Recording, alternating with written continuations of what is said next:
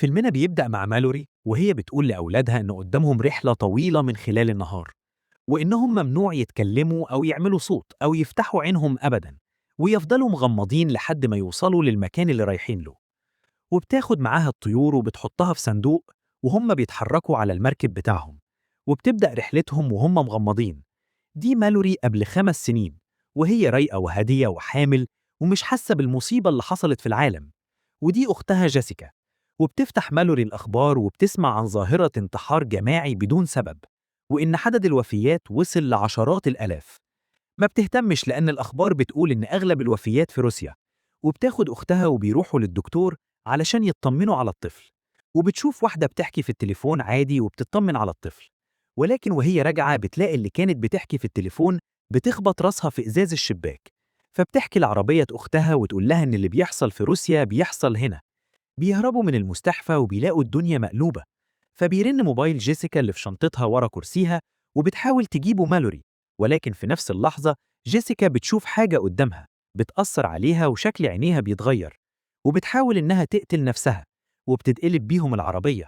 ولكنهم بيخرجوا من العربية وبتشوف مالوري أختها وهي بتنتحر وبترمي نفسها قدام العربية وبتموت.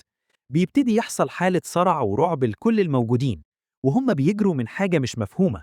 وبتيجي واحدة بتحاول تساعدها، لكنها بتشوف حاجة قدامها وتروح تقعد في عربية وسط نار وبتنفجر بيها. وبيساعدها واحد تاني وبيقول لها تفضل بصة لتحت، وبيجروا على أقرب بيت وبيدخلوه، وبيلاقوا ناس كتير موجودة فيه، وبيحاولوا يفهموا إيه اللي بيحصل. وبيترجموا إن في حاجة بتسيطر على الجهاز العصبي وبتكون سبب في حالات الانتحار. وبتتعرف على توم وبتحكي له عن اللي حصل لأختها، وعلى الست اللي حاولت تنقذها، واللي هي مرات دوجلاس اللي معاهم في نفس البيت. وبعد مرور 3 أيام بيفاجئوا إن الباب بيخبط، وإن لسه في حد عايش موجود بره. وبيطلبوا من اللي بره يداري عينه، وبيخبي عيونهم هم كمان لحد ما يفتحوا الباب ويدخل اللي بره. وبيلاقوا أولمبيا ست حامل هتولد قريب، واضطرت تسيب بيتها علشان الأكل خلص، وما كانتش عارفة تتصرف إزاي. وقررت إنها تخرج تخبط على كل بيت جنبها لحد ما وصلت ليهم. لكنهم بيواجهوا هم كمان مشكلة نقص الأكل. وبيقترح واحد منهم إن ممكن التأثير اللي بيحصل ده يكون لازم عن طريق العين مباشرة، وإن النظر من خلال كاميرات المراقبة ما يكونش ليه أي تأثير على الجهاز العصبي. وبيقرر واحد إنه يغامر ويقعد قدام كاميرات المراقبة ويشوف هل هيتعرض للتأثير ده ولا لأ. ولكن بعد مدة قصيرة بتحصل دوشة، وبيلاقوه انتحر برضه. بنرجع لمالوري اللي بعد 14 ساعة في النهر وهي مغمضة هي وأطفالها. بيتهاجم من راجل واقف على ضفة النهر، وبيحاول إنه يقلعها اللي على عينيها. وبيبان عليه إنه اتأثر بالشيء، وإن جهازه العصبي متأثر. لحد ما بتمسك سكينة وبتقدر تضربه بيها، وبتهرب منه وبتكمل رحلتها. وبنرجع تاني لتوم وهو بيحاول إنه يلاقي طريقة يقدروا يوفروا بيها أكل كتير ليهم. وبيقول تشارلي إنه شغال في سوبر ماركت قريب ومعاه مفاتيح، وإنهم يروحوا يجيبوا أكل من هناك. وبيلجأوا لتعتيم كل شبابيك العربية، وإنهم هيحاولوا يمشوا على جهاز الجي بي اس ويبدأوا يتحركوا. لكنهم في نص الطريق بيحسوا إن في حاجة بتحوم حوالين العربية وبتطلع عليها. وبيجروا بالعربية لحد ما بيوصلوا السوبر ماركت، وبينزلوا كلهم مغميين عينيهم. وبيوصل تشارلي لحد المدخل، وبيدخلوا وبياخدوا كل الأكل والمؤن اللي محتاجينها. وبتلاقي قفص طيور وبتاخده معاها، لحد ما بيسمعوا صوت راجل بيستغيث من الباب الخلفي. وبيقرروا إنهم يدخلوه لحد ما العصافير بيحصل لها حالة هياج، وبيحسوا إن في حاجة غلط.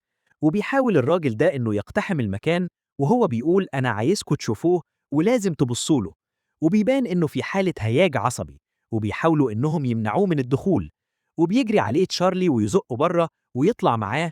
وبعدها بيظهر دم من تحت الباب، وبيكون دم تشارلي اللي مات وهو بيحاول ينقذهم. لكنهم مش فاهمين إزاي حد يكون اتأثر بالشيء ده وما ماتش. وبيرجعوا بيتهم تاني، وفي آخر اليوم بيحسوا بدوشة في الجراج، وبيروحوا يشوفوا إيه السبب. وبيلاقوا إن 2 منهم هربوا من العربية. وبعد 24 ساعة في النهر بيخبطوا بعربية غرقانة على ضفة النهر، وبيقع الطفل هو والشنطة اللي فيها الأكل والبطانيات. وبتنقذه مالوري، ولكنها بتضطر إنها تروح تدور على أي بيت فيه بطانيات وأكل. وبتحذر الطفلين اللي معاها إن محدش يسيب المركب مهما حصل لحد ما هي ترجع لهم. وبتلاقي ملجأ قريب من النهر وبتروح عليه وتلم كل البطانيات اللي فيه. لكنها بتحس إن في حد بره، وبتضطر إنها تغمض عينيها وتجري على المركب. وبتطلع مسدسها وبتضرب في الهواء وهي بتجري. وفي نفس الوقت البنت بتكون سابت المركب علشان تدور على مالوري لأنها سمعت صوت طلقات النار، لكنها بتكون رابطة نفسها بحبل علشان تقدر ترجع.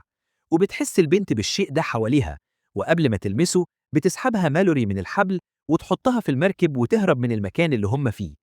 وبتفتح أولمبيا الباب فجأة لواحد اسمه جاري، وبتسمح له إنه يدخل بدون ما تقول لأي حد، لمجرد إنه خايف، وكلهم بيعترضوا على دخوله. وبيقول أولمبيا وبيحكي جاري إنه كان مستخبي في بيت صاحبه لحد ما مجموعة من المختلين عقليا اقتحموا المكان، واللي كانوا جايين من مستشفى الأمراض العقلية للمجرمين، وكانوا تحولوا لجنود للمخلوق ده. وكانت مهمتهم هي مهاجمة البيوت وإجبار أي حد إنه يفتح عينه ويبص للمخلوق، لحد ما هو قدر يهرب منهم وبقى بيخبط على أي بيت يستخبى فيه لحد ما وصل ليهم. لكنهم بيعترض دوجلاس إن حد جديد يدخل البيت، لكنهم بيضربوه على راسه بفازة وبيرموه في الجراج وبيقفلوا عليه. وبيجي ميعاد ولادة أولمبيا ومالوري وبينشغلوا كلهم إلا جيري الشخص الجديد اللي بيتصرف بطريقة غريبة، وبيطلع رسومات من شنطته وعينه بتختلف، وبيشيل العصافير اللي في المكان عشان أصواتها ما تظهرش، وبيبدأ يشيل الورق اللي على الشبابيك. وبياخد باله توم إن في ضوء شمس جاي من الصالة، وبينزل يشوف، وبيهاجموا جاري من ظهره وبيضربوا على راسه، وبيطلع ليهم فوق وبيشيل الستاير من الشبابيك. وبتبص أولمبيا للشيء وبتتأثر بيه، ولكن مالوري بتلحق إنها تشيل بنت أولمبيا قبل ما أولمبيا تجري على الشباك وتنتحر منه. وبيطلع دوجلاس وهو ماسك البندقية ومغمض عينه، وبيسيب جاري بكتفه، وبيهاجموا جاري وبيقع من على السلالم ويغرز المقص في صدر دوجلاس ويموت. وبيحاول إنه يوصل للبندقية، ولكن توم بيكون أسرع منه، بياخدها وبيضربوا بيها، وبيطلع يطمن على مالوري وعلى الطفلين. وبيربي توم ومالوري الطفلين، وبعد 5 سنين بيتعودوا على طريقة المعيشة، وبيحاولوا يتجنبوا الأشخاص المختلين عقلياً. وفي يوم بيسمعوا بث على اللاسلكي من شخص اسمه ريك، وهو بيقول إن في مكان آمن في نهاية النهر، وإن الطريق لحد عنده هيستغرق يومين، وأصعب مكان في النهر هو الطيارات السريعة.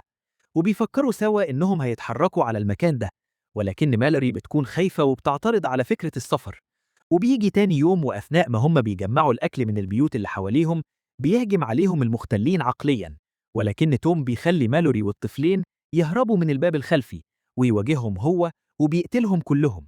لكنه بيتأثر بالمخلوق ده، وقبل ما بيقتل نفسه بيقتل آخر واحد في المختلين عقلياً. بتقرر مالوري إنها تبدأ رحلة النهر، وبتيجي منطقة الطيارات السريعة، وبتفكر إنها تخلي البنت هي اللي تبص لأنها بنت أولمبيا، وبكده تقدر تنقذ ابنها. ولكنها بتقرر إن محدش هيبص، وإنها تحاول تعدي المنطقة الخطر وهم مغمضين. ولكن أثناء الطريق المركب بيتقلب بيهم وبيتفرقوا عن بعض، وبتطلب منهم إنهم ينادوا أو يصرخوا علشان تقدر توصل لمكانهم. وبتوصل لابنها وبتدور على البنت، وتلاقيها موجودة على ضفة النهر، وبتكمل طريقها عن طريق الغابة، وبتسمع أصوات حواليها بتقول لها تشيل اللي على عينيها. وأثناء مشيها بتتكعبل وبتقع من على منحدر، وأول ما بتقوم بتدور على أطفالها، وبتفضل تصرخ إن محدش يشيل اللي على عينيه. وبتوصل للطفل وبتفضل تتحايل على البنت إنها لو كانت سامعة تمشي ورا صوتها وتحاول توصل لها وهي مغمضة. وبالفعل بتوصل ليها البنت، وبتفضل ماشية ورا صوت العصافير لحد ما توصل للمبنى، وبتكتشف إن المكان ده هو مدرسة جان تاكر للمكفوفين. وبتدخل المدرسة وبتلاقي فيها ناس وأطفال كتير زي ما كان توم بيحلم. وأخيراً بتحس إنها في أمان، وإنها مرتاحة وهي شايفة أولادها بيلعبوا.